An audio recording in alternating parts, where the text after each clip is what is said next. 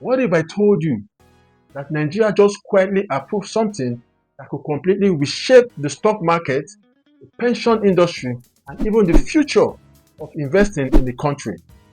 And almost nobody is talking about how big this really is. Because for the first time, Nigeria pension fund may now be allowed to pour retirement money into the Dangote Refinery IPO, that is, initial public offering. Even though the refinery reportedly does not meet all the normal investment rules for pension fund investments, so why would regulations bend the rules? How much money could enter this IPO? And could this become the biggest wealth transfer opportunity in Nigeria history, or a dangerous financial gamble? Guys, take a look at this circular. Matter of fact, I'll drop a copy of the circular in the description of this video so you can have a good read for yourself.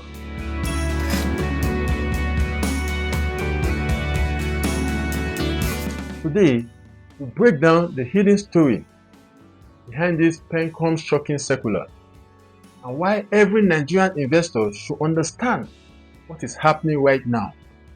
I'll break this video into 5 sections just so that a layman can really understand what is really going on. So section 1, we look at what actually just happened. So here's the development. Nigeria National Pensions Commission, also known as Pencom, released a circular granting pension fund administrators special permission, I repeat, special permission to invest pension assets into the proposed Dangote Refinery IPO. Now, if you are wondering why this matters, you need to understand something. Nigeria's pension industry is massive. We are talking about nearly 30 trillion naira in pension assets. That is one of the largest pools of investment money in Africa. Normally, pension funds are extremely restricted. They cannot just invest retirees' money anyhow they deem fit. And that investment has to be very conservative. Companies usually need strong profitability, operating history, audited financial records, and also dividend track records for pension fund administrators to be able to invest retirees' money. But according to this circular, Pencom is temporarily relaxing some of these requirements, specifically for Dangote Refinery. And this is the part that made the market stop and pay attention. So for section 2, we'll look at why would pension decide to do this. So the big question is, why would regulators take this kind of risk, right? It is simple, because Dangote Refinery is not being treated like an ordinary company. It is being treated like a strategic national asset. Now think about it. For decades, Nigeria exported crude oil, then imported refined fuel back at a higher price. That system drained foreign exchange, increased inflation, and also weakened our economy. But Dangote Refinery changes this particular equation. The refinery has the capacity to refine about 650,000 barrels per day. That makes it one of the largest single-train refineries in the whole world. So from the government perspective, this isn't just about one business making money. This is about reducing fuel importation, improving energy security, stabilizing foreign exchange, and transforming Nigeria into a refining powerhouse. And that is why regulators are willing to create special flexibility for this IPO. So in section 3, we look at what the real game here is.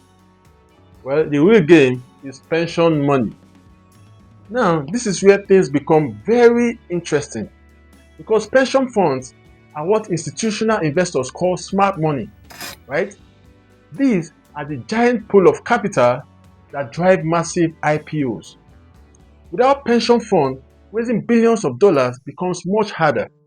But once pension money enters the picture, everything changes. Demand for shares can explode. The IPO could become oversubscribed, and the refinery's valuation, that too, could skyrocket. This is why many analysts believe this IPO could become one of the large capital market events in African history. And here is the deeper implication most people are missing out on.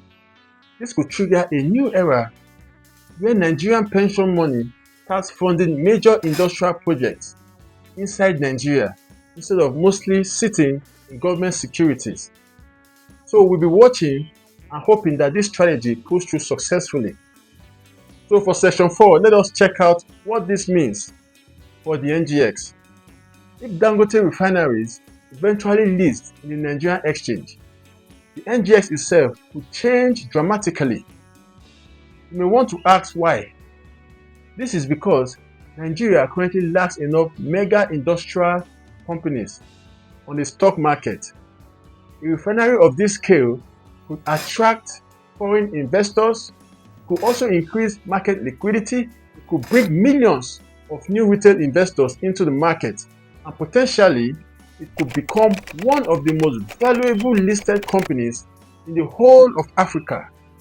Instead of Nigeria being viewed mainly as a crude oil exporter, investors will start viewing Nigeria as an industrializing economy, and that could reweight the entire market upward. Even if it is just 1/3 of the pension assets that is put into this IPO. Just imagine what 10 trillion naira could do to the capitalization of the Nigerian exchange. Massive. So if you found this video informative so far, kindly do me a favor, kindly subscribe to this channel right now, and also you can like and share this video with people around you that wants to learn about investment and finance, right? So with that said, let's get back to the video. So we jump into section 5 to check out the risk and where it lies. Now, before people rush blindly into this IPO, there are risks, big risk. Refineries are extremely complicated businesses. You see, profitability depends on oil prices, the exchange rate, the government policy, fuel pricing too, and refining margins. And then there's valuation risk. If the IPO comes at an excessive high valuation, retail investors could get trapped buying hype, because even a great company can become a terrible investment if investors overpay for the shares. This is why smart investors won't just buy because of the name Dangote.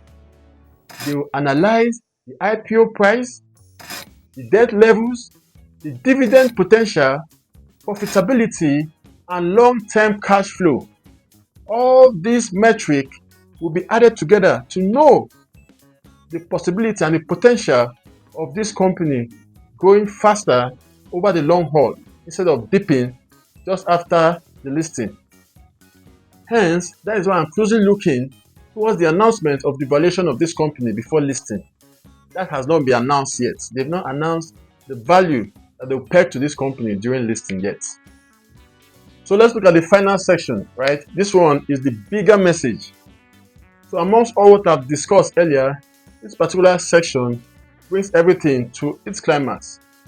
But whether you love or hate this decision, one thing is clear, right? This Pencom circular is sending a message.